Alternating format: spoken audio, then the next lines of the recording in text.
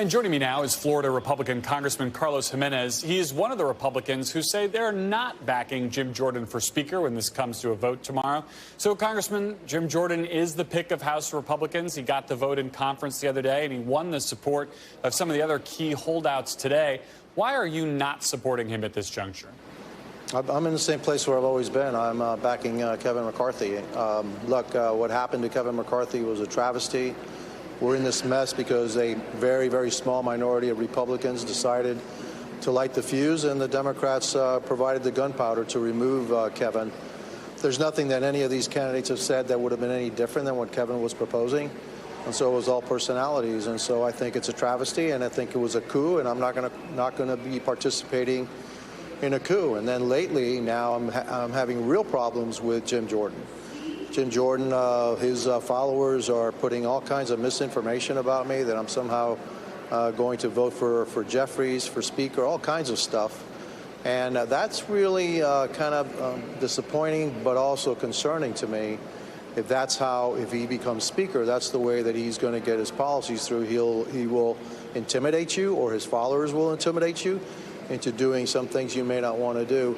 I, for one, I'm not going to fall for it. I'm a no. And I'm going to be voting for Kevin McCarthy. Now, Kevin McCarthy has said he's supporting Jim Jordan. He's made it pretty clear he doesn't think he can get the speakership back. I mean, what you're describing sounds like a protest vote. Is that what it is?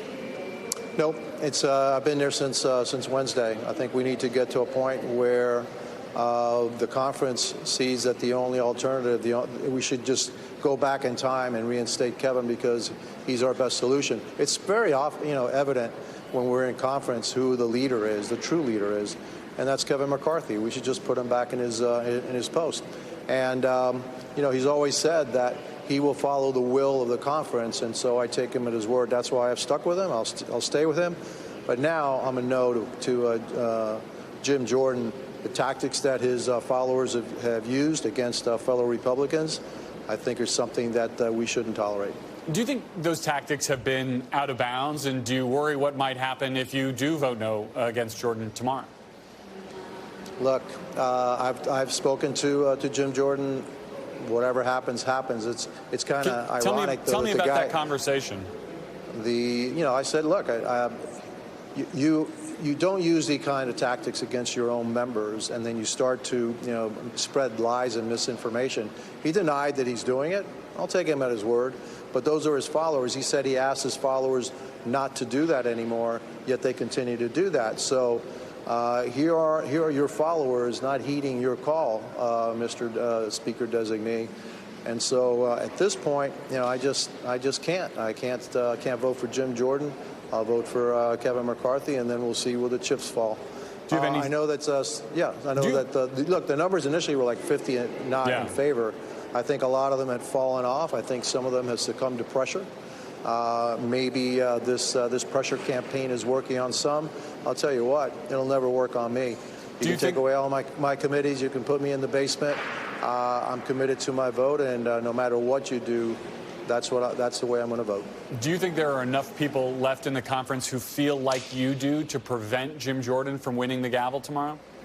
I haven't finished that deal, and so I know that there are some. But again, some of the folks that have said now that they're with Jim Jordan were pretty much against him. So he must be doing something right to get some of these folks to go his way. However, remember, this is a 5-vote majority, maybe even a 4-vote majority. And so it doesn't take much, unless, of course, he gets Democrat help. And if he gets Democrat help, then, he can a lot more of us can say no. And if some Democrats walk, et cetera, for him, then maybe he could reach the gavel, or maybe he does. Maybe I'm standing here by myself. But you know what? I'm willing to stand by myself. Congressman, I think it's pretty unlikely Jim Jordan will get Democrat help, but I'm glad you brought that up, because the framing of one of the other holdouts who flipped their vote, Ann Wagner, who had told us on Friday she was a hell no on Jim Jordan, put out a statement today in which she says there's too much at stake to hand over control of the House to radical liberal Democrats, which is why we must elect a conservative as the next speaker. I mean, do you agree with that framing, that essentially at this point it's Jim Jordan or handing the reins over to Democrats? Last I heard, there's about 220 conservative Republicans here in the House. It's not Jim Jordan doesn't have a stranglehold on that title. I'm a conservative Republican. I'm not asking for the post. I'm one. And I know many others are conservative Republicans. So it's not Jim Jordan or bust. There's still a heck of a lot of good people here on this side that we have to take a look at.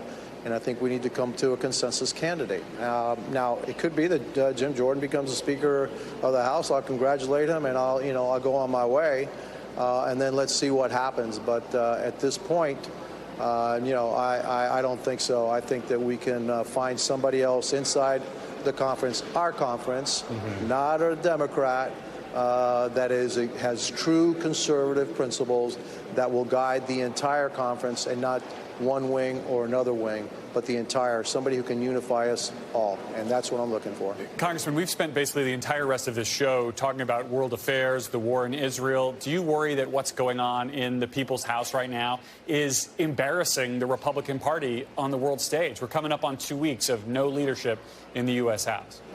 Yeah, I think it is an embarrassment, and we can blame Matt Gaetz for that. Matt Gaetz and 7 other people that followed Matt Gaetz into this path of chaos, which was totally unnecessary. I think if you ask people, I mean, look, Kevin McCarthy had 210 votes.